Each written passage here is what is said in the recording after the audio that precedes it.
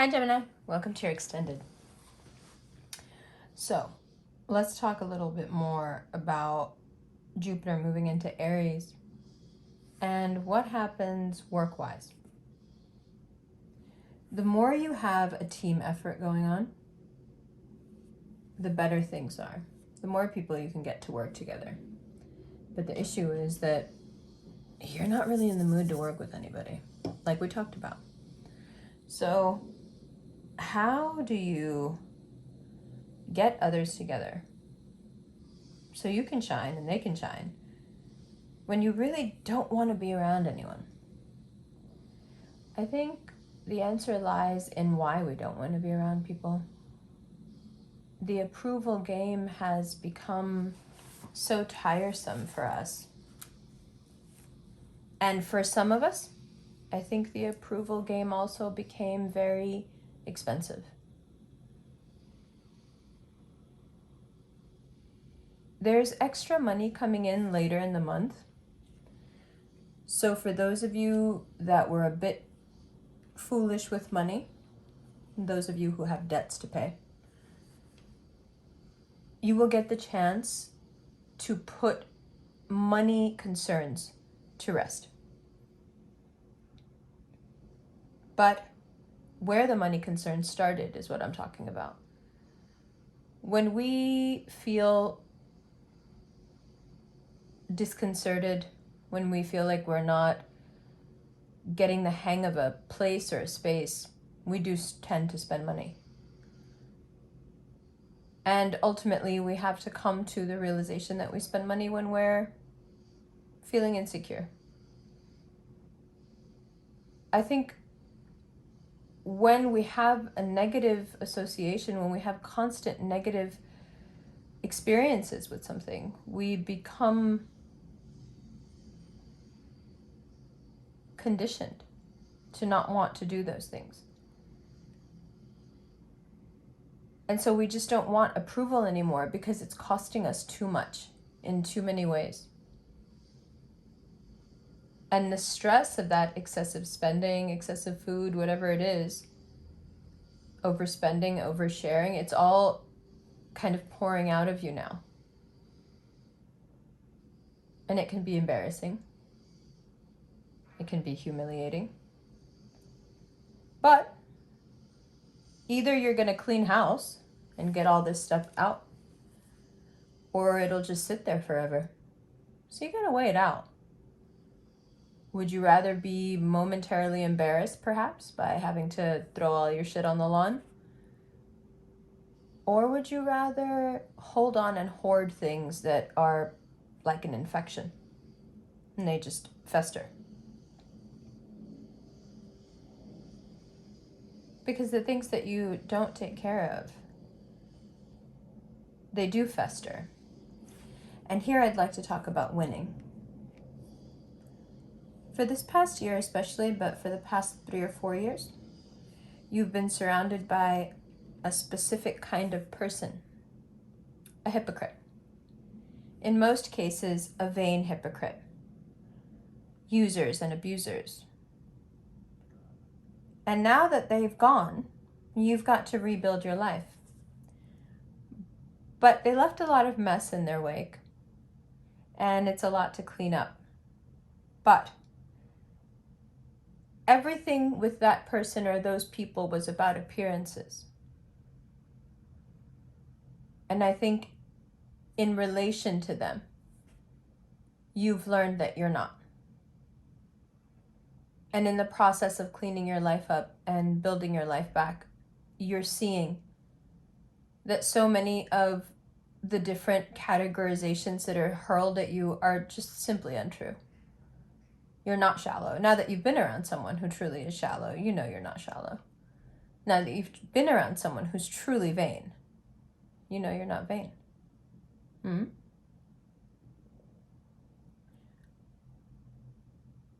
So even though we could look at this time and say, wow, there's a lot to give up, there's a lot of loss to be dealt with, there's a lot of debt to be paid,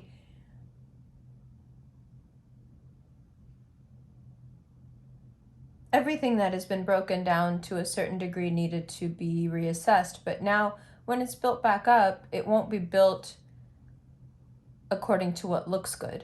It'll be because it's what you want.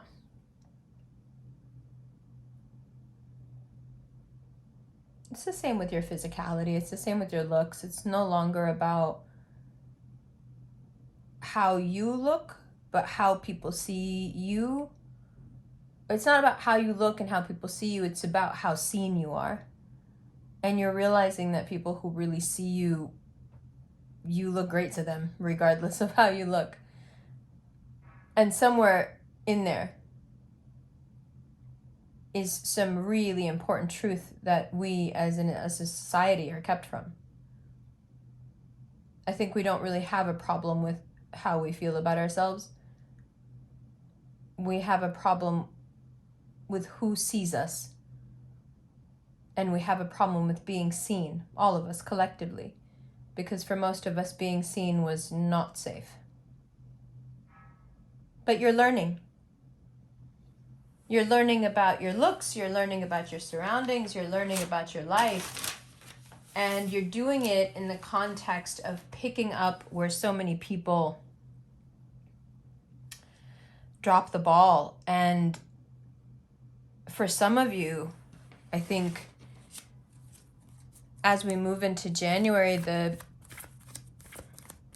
realization of how many people who were really important dropped the ball, and how many different places in your life, and how many different things that you should have had that you didn't have, that you will have to walk away from, things that happened in your childhood, especially things that really, really, really hurt, things that may have left you debilitated. It's a lot to deal with.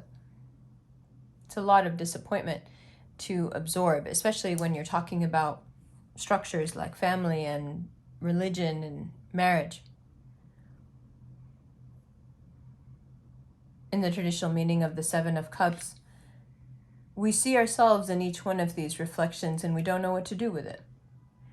We're the monster, we're the insurmountable mountain, we're the insurmountable peak, we're the, epitome of vanity and glory, and we're the riches, we're the victory, we're the monster, we're everything.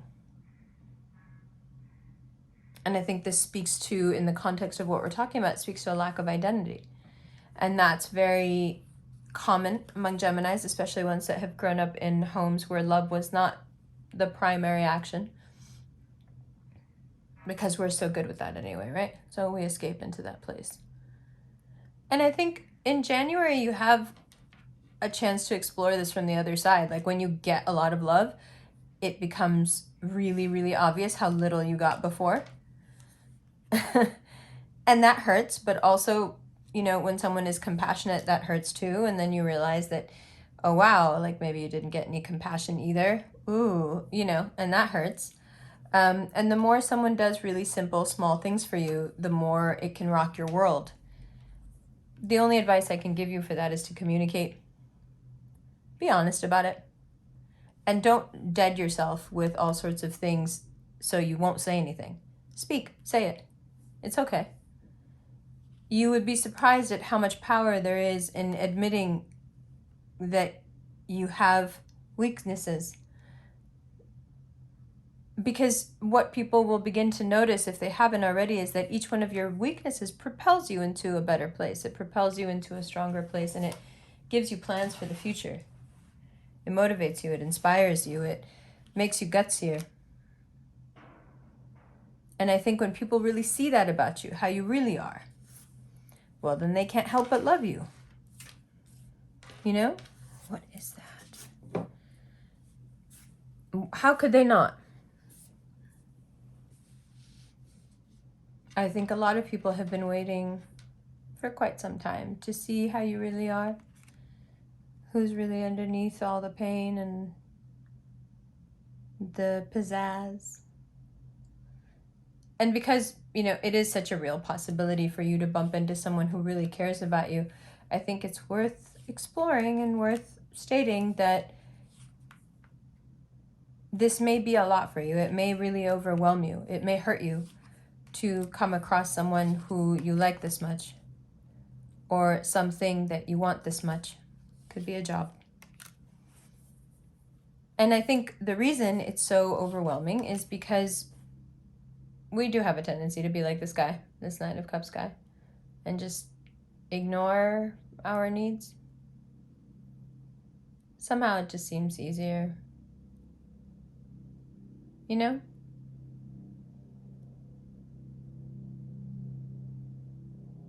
I wonder how people would act if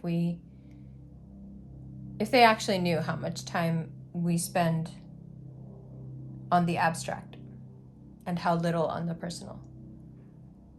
I wonder if it would make a difference to them in their opinion of us. One of the other things that will hit you in January is this kind of longing. There was a time when I was happier, wasn't there? Did I just not do enough? Did I just not build enough? Did I just not put enough into it? Was I just not strong enough? Did I not work hard enough? Did I not say enough?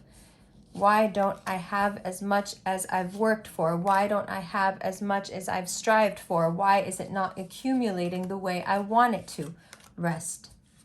Rest. Rest. Have confidence in yourself.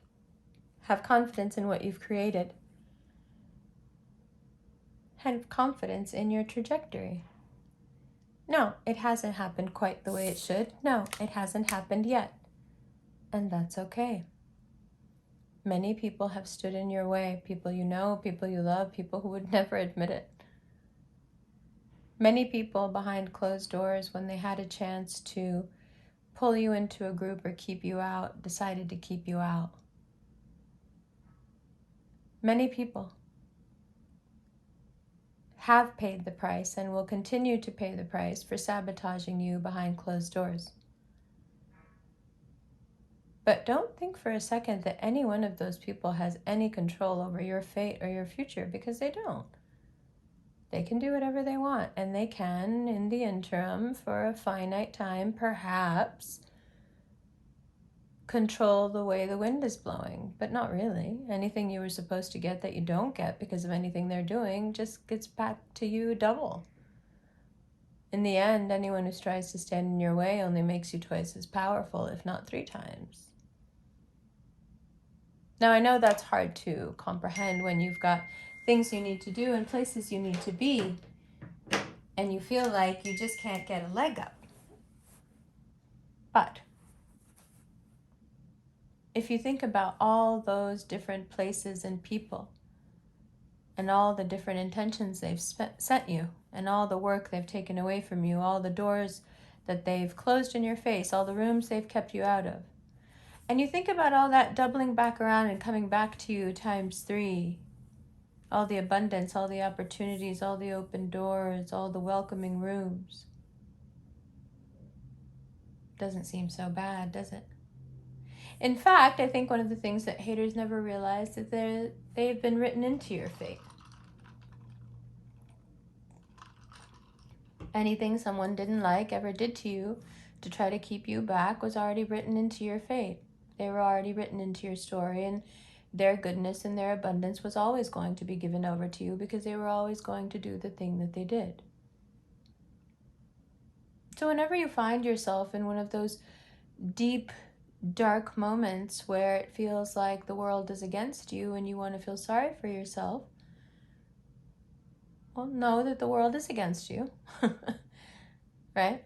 It seems to be against everybody from what I can tell. And the only people the world doesn't seem to be against are truly horrible people. I'm not really sure why. It just seems to be the trend. So when you start to beat yourself up in January for all the places you should have been by now, and all the things you should have done, and all the places you should have seen, and all the people you should have met, and all the money you should have made, don't get mad at anybody out there who may be holding you back. Be glad. Be glad that now you'll get 10 times as much because they decided that they couldn't mind their business. Be glad that doors that would have never opened for you, that were not written for you, will now be open to you. Doors of abundance that were theirs, not yours. be happy for all the extra. You didn't do anything to deserve it. You were just being yourself. And ultimately, I think January becomes very affirming. Because we're just going to keep being ourselves. The world is not leaving us any options to be anything else. We keep trying to fit into all these other molds. We keep, like I said, we keep trying to come to the table. But y'all don't want us. And so we're off on another path, in another direction, another life. And I think the whole world is going to come running after us to be like, no, wait, tell us. No, we're tired. We don't want to tell you. We want to do our own thing now. Forget it. And that's where hero passes into legend. And we're in that transition now. Because we're already the coolest people you know. So as soon as we catch some calm and some direction, oh, forget it.